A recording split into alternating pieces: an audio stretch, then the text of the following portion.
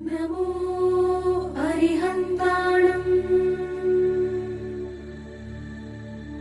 ನಮೋ ಸಿದ್ಧಾಣಂ ನಮೋ ಆಯರ್ಯಾಣಂ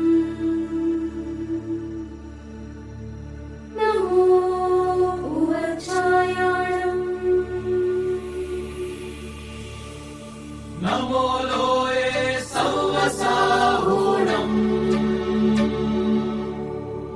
ಕೇಸೋ ಪಂಚನಮುಕ್ತಾರೋ ಸರ್ವಪಾವಪಣಾಸನೋ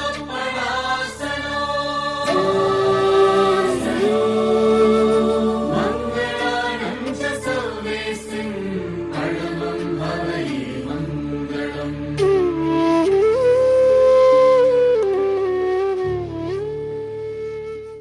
ಜೈ ಜಿನೇಂದ್ರ ವೀಕ್ಷಕರೇ, ನಮೋಕಾರ ಮಹಾಮಂತ್ರ.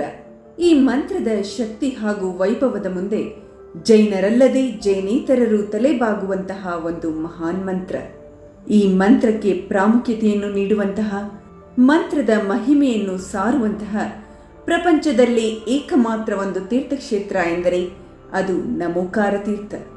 ಪ್ರಕೃತಿ ನಿರ್ಮಿತ ಮನೋಹರ ತಾಣ, ಸಹ್ಯಾದ್ರಿ ಪರ್ವತ ಸಾಲುಗಳ ನಡುವೆ ಜಗತ್ತಿನ 2ನೇ ಅತಿ ದೊಡ್ಡ ಸಿದ್ಧಕ್ಷೇತ್ರ ಗಜಪತ್ ಮತ್ತು 4ನೇ ಅತಿ ದೊಡ್ಡ ಸಿದ್ಧಕ್ಷೇತ್ರ ಮಾಂಗಿತುಂಗಿಯಂತಹ ಜೈನೇತರರ ಯಾತ್ರಾ ಸ್ಥಳಗಳ ಪ್ರಮುಖ ಮಾರ್ಗದಲ್ಲಿಯೇ ಇದೆ ಈ ಬೃಹತ್ ತೀರ್ಥಕ್ಷೇತ್ರ. सकल विश्व में सबसे बड़ा ये चंद्र प्रभु दरबार, स्वयं किया देवों ने ही आकर जिसका श्रृंगार. देव नंदी गुरुवर लाए धरती पे स्वर्ग उतार, सबके आकर्षण का केंद्र बन गया तीर्थ नमोकार. ವೀಕ್ಷಕ ಬಂಧುಗಳೇ, ಹೊಸದಾಗಿ ನಿರ್ಮಾಣವಾಗುತ್ತಿರುವ, ಬೃಹತ್ ಮಟ್ಟದಲ್ಲಿ ನಿರ್ಮಾಣವಾಗುತ್ತಿರುವ ನಮೋಕಾರ ತೀರ್ಥದಲ್ಲಿ ನಾವಿದ್ದೇವೆ. ಮಹಾರಾಷ್ಟ್ರದ ನಾಸಿಕ್ ಜಿಲ್ಲೆಯಲ್ಲಿರುವ ಮುಂಬೈ ಆಗ್ರಾ ರಾಷ್ಟ್ರೀಯ ಹೆದ್ದಾರಿಯ ಪಕ್ಕದಲ್ಲಿರುವ ಒಂದು ಸುಂದರ ಗ್ರಾಮ ಮಾಲ್ಸಾನೆ. ಇಲ್ಲಿದೆ ನೋಡಿ ನಮ್ಮ ಪರಮ ಪೂಜ್ಯ ಗಣಾಧಿಪತಿ ಗಣಧರಾಚಾರ್ಯ ಶ್ರೀ ಕುಂತುಸಾಗರ ಮಹಾರಾಜರ ಪರಮ ಶಿಷ್ಯ, ಅವರ ಉತ್ತರಾಧಿಕಾರಿ ಪರಮ ಪೂಜ್ಯ ಪ್ರಜ್ಞಾಶ್ರಮಣ ಜ್ಞಾನಯೋಗಿ ರಾಷ್ಟ್ರಸಂತ ಸರಸ್ವತಾಚಾರ್ಯ 108 ದೇವನಂದಿ ಮುನಿ ಮಹಾರಾಜರ ಪಾವನ ಮಾರ್ಗದರ್ಶನದಲ್ಲಿ ಬೃಹತ್ ಮಟ್ಟದಲ್ಲಿ ನಿರ್ಮಾಣಗೊಳ್ಳುತ್ತಿರುವ ನಮೋಕಾರ ತೀರ್ಥ. ಶಾಸ್ತ್ರಗಳ ಪ್ರಕಾರ ಭಗವಾನ್ ಶ್ರೀರಾಮನು ವಿಶ್ರಾಂತಿ ಪಡೆದು ನಮೋಕಾರ ಮಹಾಮಂತ್ರವನ್ನು ಜಪಿಸಿದನೆಂದು ಹೇಳಲಾಗುವ ರಾಮ್ ತೇಕಡಿ ಎಂದು ಕರೆಯಲ್ಪಡುವ ಪವಿತ್ರ ಸ್ಥಳದಲ್ಲಿ ನಿರ್ಮಾಣಗೊಂಡಿದೆ. ವೀಕ್ಷಕರೇ, ನೀವಿಲ್ಲಿ ವೀಕ್ಷಿಸುತ್ತಿರುವಂತೆ ನೇಮಿನಾಥ ಭಗವಂತರ ಹಾಗೂ ಪಾರ್ಶ್ವನಾಥ ಮಹಾವೀರ ತೀರ್ಥಂಕರರ ಬೃಹತ್ ಮೂರ್ತಿಗಳನ್ನು ಇಲ್ಲಿ ನಿರ್ಮಿಸಲಾಗಿದೆ. ವಿಶ್ವದ ಮೊದಲ ಬೃಹತ್ ಪಂಚಪರಮೇಷ್ಠಿಗಳ ಪ್ರತಿಮೆ 51 ಅಡಿ ಎತ್ತರವಿರುವ ಕರ್ನಾಟಕ ರಾಜ್ಯದ ಶಿಲೆಯಲ್ಲಿ ಒಂದೇ ಕಲ್ಲಿನಲ್ಲಿ ಕೆತ್ತಲಾದ ವಿಶ್ವದ 2ನೇ ಪ್ರತಿಮೆ ಹಾಗೂ 31 ಅಡಿ ಎತ್ತರದ ಸಿದ್ಧ ಆಚಾರ್ಯ ಉಪಾಧ್ಯಾಯ ಹಾಗೂ ಸಾಧುಗಳ ಪ್ರತಿಮೆ ಇದೇ ಮೊಟ್ಟ ಮೊದಲ ಬಾರಿಗೆ ಪ್ರತಿಷ್ಠಾಪನೆಗೊಳ್ಳಲಿದೆ. ವೀಕ್ಷಕರೇ,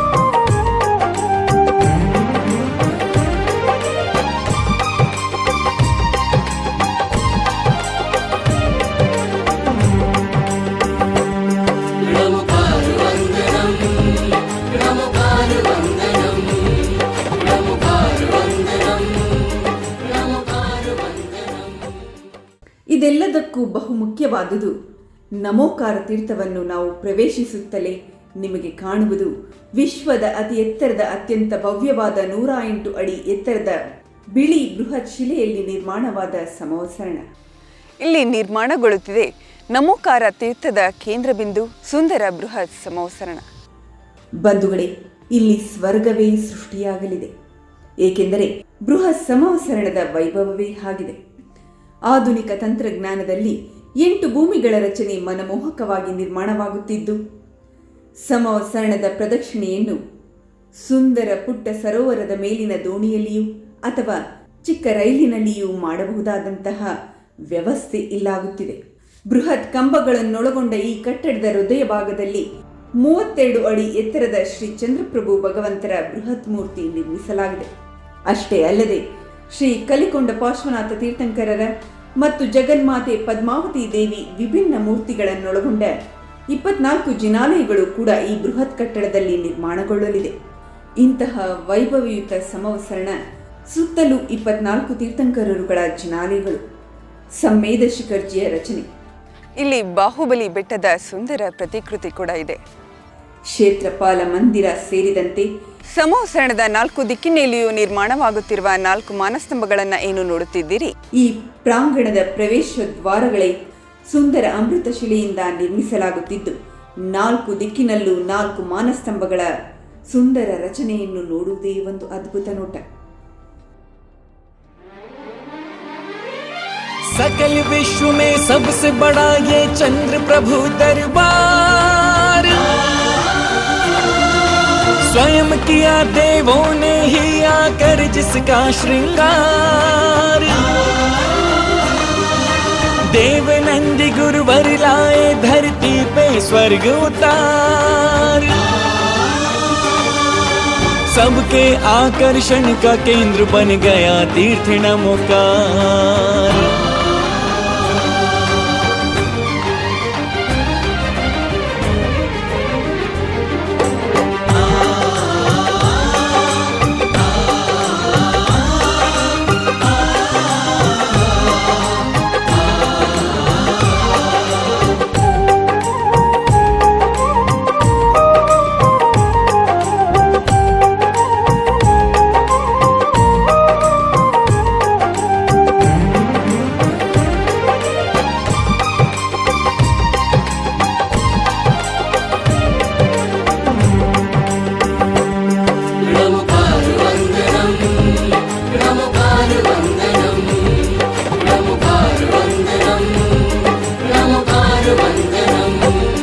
आचार्य देव नंदी से मिली हमको ये भेंट सर्वोत्तम,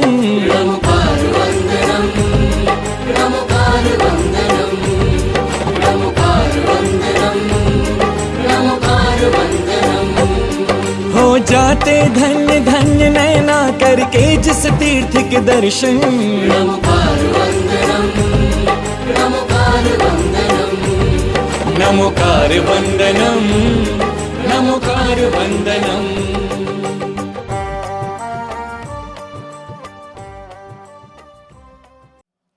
ನಮೋಕಾರ ತೀರ್ಥ ನಮ್ಮ ಭಾರತದಲ್ಲಿ ಒಂದು ವಿಶೇಷವಾದಂಥ ತೀರ್ಥ ಆಗಿದೆ. ನಮ್ಮ ಜೈನ ಧರ್ಮದಲ್ಲಿ ಅನಾದಿ ಕಾಲದಿಂದಲೂ ನಮೋಕಾರ ಮಹಾಮಂತ್ರದ ಒಂದು ತಮ್ಮ ಸ್ಥಾನ ಪ್ರಭಾವವಿದೆ. ಅದರಲ್ಲಿ ಹರಿಹಂತ, ಸಿದ್ಧಾಚಾರ್ಯ, ಉಪಾಧ್ಯಾಯ, ಸರ್ವಸಾಧು ಈ ಪಂಚಪರಮಿಷ್ಠಿಗಳಿಗೆ ನಮಸ್ಕಾರ ಮಾಡಲಾಗಿದೆ.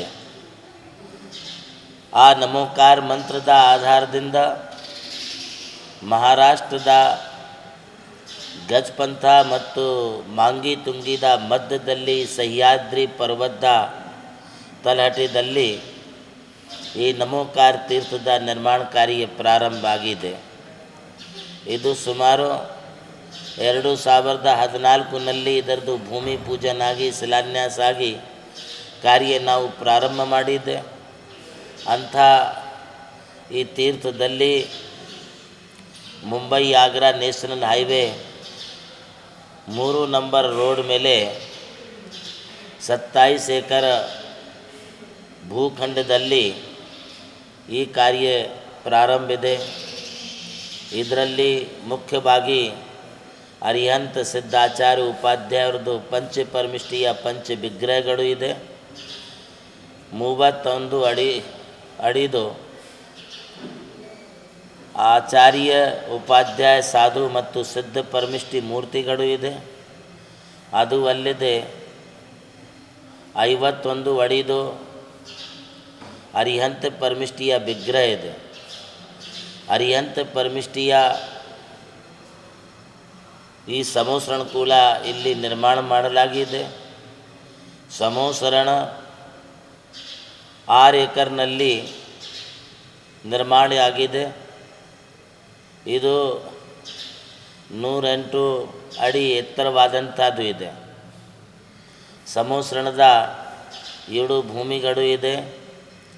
ಜಲಭೂಮಿ, ವನಭೂಮಿ, ಉಪವನ ಭೂಮಿ, ಲತಾಭೂಮಿ, ಧ್ವಜಭೂಮಿ, ಅದರಂತೆ ಭವನ ಭೂಮಿ ಮತ್ತು ಶ್ರೀಮಂಡಪ ಭೂಮಿ. ಈ ನಿಮಗೇನು ವೈಟ್ ಮಾರ್ಬಲ್ ಶಿಲೆಯಲ್ಲಿ ಇಲ್ಲಿ ನಿರ್ಮಾಣ ಕಾರ್ಯ ಕಂಡುಬರುತ್ತದೆ. ಇದೇ ಮೂಲವಾದಂಥ ಸಮೋಸರಣ ಇದೆ. ಬಾಕಿ ಎಲ್ಲ ಭೂಮಿಗಳು ಜಮೀನು ಮೇಲೆ ನಿರ್ಮಾಣ ಆಗ್ತಾ ಇದೆ. ಅದು ಅಲ್ಲದೆ 4 ದಿಕ್ಕಿನಲ್ಲಿ 51 ಅಡಿದು ಮಾನಸ್ತಂಭಗಳು ಇದೆ.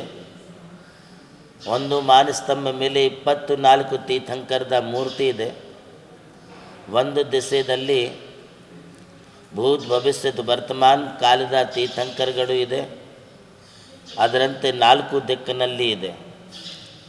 4 ದಿಕ್ಕಿನಲ್ಲಿ 24 ತೀರ್ಥಂಕರ ಮಂದಿರಗಳು, ಬಸ್ತಿಗಳು ಉಂಟು. ಮತ್ತು ಮೂಲನಾಯಕ ಪ್ರತಿಮಾ 31 ಅಡಿದು ಇದೆ. ಅದು ಪದ್ಮಾಸನ ಇದೆ.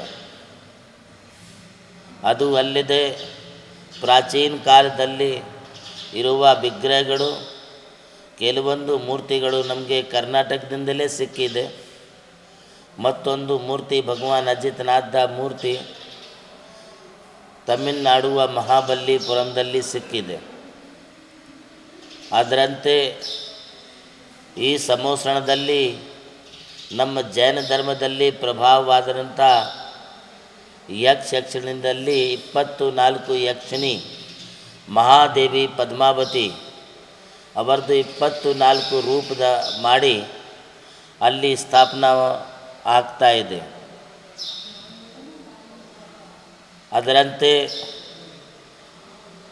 7 ಅಡಿದು ಭೂತ ಭವಿಷ್ಯದ ವರ್ತಮಾನ ಕಾಲದ ಮೂರ್ತಿಗಳು ಇದೆ. 108 ಅಡಿ ಉದ್ದ ಮೇಲೆ 15 ಅಡಿದು ಚಂದ್ರಪ್ರಭು ಭಗವಂತರದ್ದು 4 ದಿಕ್ಕಿನಲ್ಲಿ 4 ವಿಗ್ರಹಗಳು ಇದೆ.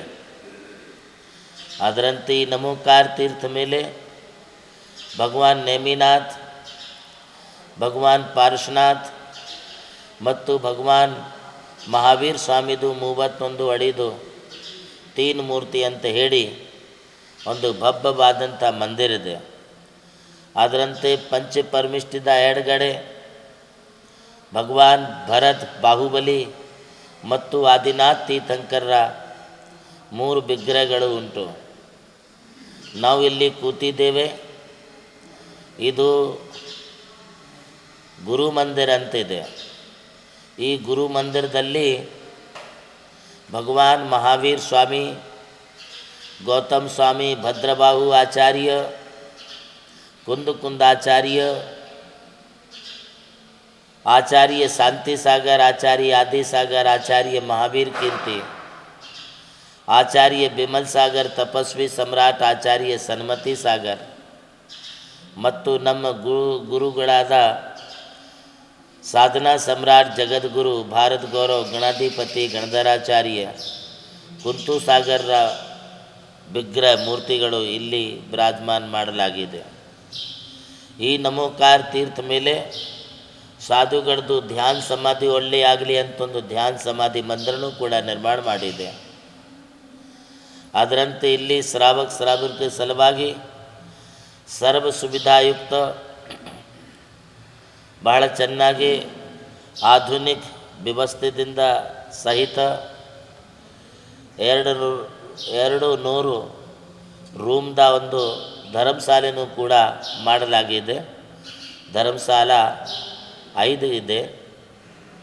ಅದರಂತೆ 3 ಭೋಜನ ಶಾಲೆ ಇದೆ, 1 ಕ್ಯಾಂಟೀನ್ ಇದೆ, ನಮೋಕಾರ ಬ್ಯಾಂಕ್ವೆಟ್ ಹಾಲ್ ಇದೆ. ಸಾಧುಗಳಿಗೆ ಒಳ್ಳೆಯ ರೀತಿಯಿಂದ ಆಹಾರ ಸುಲಭವಾಗಿ ಆಗಲಿ ಅಂತ ಒಂದು JB ಟ್ರೇಡರ್ಸ್ ಆಹಾರ ಭವನೂ ಇಲ್ಲಿ ಉಂಟು. ಅದರಂತೆ ಶ್ರಾವಕರಿಗೆ ಭಕ್ತಾದಿಗಳಿಗೆ ಒಳ್ಳೆಯ ರೀತಿಯಿಂದ ಭೋಜನ ಆಗಲಿ, ಊಟ ಆಗಲಿ ಅಂತ ಹೇಳಿ ಇಲ್ಲಿ ನವೀನ ಭೋಜನಾಲಯನೂ ಕೂಡ ಒಂದು ಇದೆ. ಅದೇ ರೀತಿಯಾಗಿ ನಮೋಕಾರ ತೀರ್ಥ ಕ್ಯಾಂಟೀನು ಕೂಡ ಒಂದಿದೆ. ಮತ್ತೊಂದು ವಿಶೇಷ ಅಂದರೆ ಇಲ್ಲಿ 7,000 ಸ್ಕ್ವೇರ್ ಫುಟ್ದ ಒಂದು ಬಹಳ ಚೆನ್ನಾಗಿ ಒಂದು ಆಫೀಸ್ನೂ ಕೂಡ ನಿರ್ಮಾಣ ಆಗಿದೆ. ಇದೇ ರೀತಿಯಾಗಿ ಇಲ್ಲಿ ಬಹಳಷ್ಟು ವ್ಯವಸ್ಥಿತ ನಿರ್ಮಾಣ ಕಾರ್ಯ ಆಗಿದೆ. ಭಾರತದಲ್ಲಿ ನೋಡುವಂಥದ್ದು ಒಂದು ತೀರ್ಥದ ವ್ಯವಸ್ಥೆ ಮತ್ತು ತೀರ್ಥದಲ್ಲಿ ಬಂದ ನಂತರ ನಮಗೆ ಜೈನ್ ನಾಲೆಜ್ ಸಿಗಲಿ ಅಂತ ಜೈನ್ ನಾಲೆಜ್ ಸಿಟಿ ಇದು ಒಂದು ಹೆಸರು ಇದೆ. ಇದಕ್ಕೆ ಜೈನ್ ನಾಲೆಜ್ ಸಿಟಿ ಯಾಕೆ ಹೇಳಿದರೆ ಅಂದರೆ ಇಲ್ಲಿ ಈ ಸಂವತ್ಸರದಲ್ಲಿ 10,000 ಕ್ವಶ್ಚನ್ದ ಆನ್ಸರ್ ನಮಗೆ ತಂತಾನಾಗಿ ಬೇರೆ ಬೇರೆ ಭಾಷೆಯಲ್ಲಿ ಕೇಳಲಿಕ್ಕೆ ಸಿಕ್ಕುತ್ತದೆ ಅಂತ ಹೇಳಿ ಇದಕ್ಕೆ ಜೈನ್ ನಾಲೆಜ್ ಸಿಟಿ ಹೇಳಿದ್ದಾರೆ. ಅದರಂತೆ ಮುಂದಿನ ವರ್ಷದಲ್ಲಿ ನಾವು ಇಲ್ಲಿ ಒಂದು ಯೂನಿವರ್ಸಿಟಿ ನಿರ್ಮಾಣ ಮಾಡ್ತಾ ಇದ್ದೇವೆ, ಜೈನ್ ಯೂನಿವರ್ಸಿಟಿ. ಅದು 100 ಏಕರ್ 100 ಏಕರ್ ಜಮೀನು ಮೇಲೆ ನಿರ್ಮಾಣ ಆಗ್ತಾ ಇದೆ. ಅದನ್ನು ಕೂಡ ಮುಂದೆ 2 ವರ್ಷ ನಂತರ ಲೋಕಾರ್ಪಣೆ ಮಾಡಿ ಜನಸಾಮಾನ್ಯರಿಗೆ ಬರೆದು ಲಾಭ ಆಗಲಿ ಅಂತ ಹೇಳಿ ಇದು ಎಲ್ಲ ನಿರ್ಮಾಣ ಕಾರ್ಯ ಇಲ್ಲಿ ಆಗ್ತಾ ಇದೆ. ಬನ್ನಿ ಎಲ್ಲರೂ ನಮೋಕಾರ ತೀರ್ಥವನ್ನು ನೋಡಿ. ಸುತ್ತಲೂ ಈಗಾಗಲೇ ಆಚಾರ್ಯ ಶ್ರೀಗಳವರ ನೇತೃತ್ವದಲ್ಲಿ ನಡೆಯುತ್ತಿರುವ ಜೈನ ಪರಂಪರೆಯ ಮಹಾನ್ ಆಚಾರ್ಯರುಗಳ ಗುರುಗಳ ಪೂಜನೀಯ ಅತ್ಯಾಕರ್ಷಕ ಗುರುಮಂದಿರ, 250ಕ್ಕೂ ಹೆಚ್ಚು ಕೊಠಡಿಗಳುಳ್ಳ ಧರ್ಮಶಾಲೆ, ಭೋಜನ ಶಾಲೆ, ಕ್ಯಾಂಟೀನ್ಗಳನ್ನೊಳಗೊಂಡ ಊಟ ವಸತಿ ವ್ಯವಸ್ಥೆ ಬಂದ ಯಾತ್ರಿಕರಿಗೆ ಮಾಡಲಾಗಿದ್ದು, ಭಕ್ತರಿಗೆ ಧ್ಯಾನ ಮಂದಿರ ಹಾಗೂ ಗ್ರಂಥಾಲಯದ ವ್ಯವಸ್ಥೆಯೂ ಕೂಡ ಇದೆ.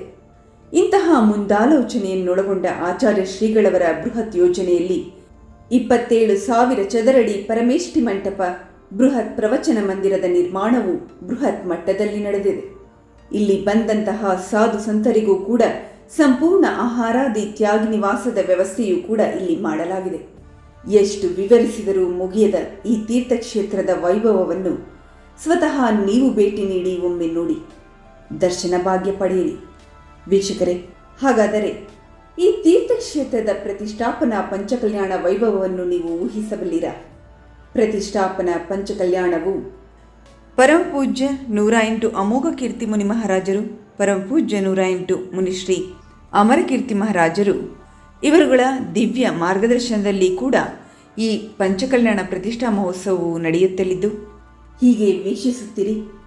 ನಮ್ಮ ಮತ್ತೊಂದು ವಿಡಿಯೋದ ಮೂಲಕ ಪಂಚಕಲ್ಯಾಣದ ವೈಭವದ ಸಂಪೂರ್ಣ ಮಾಹಿತಿಯನ್ನು ನಿಮ್ಮೊಂದಿಗೆ ಹಂಚಿಕೊಳ್ಳಲಿದ್ದೇವೆ. ನಿರೀಕ್ಷಿಸಿ. ಅಲ್ಲಿಯವರೆಗೆ ಎಲ್ಲರಿಗೂ ಜೈ ಜಿನೇಂದ್ರ.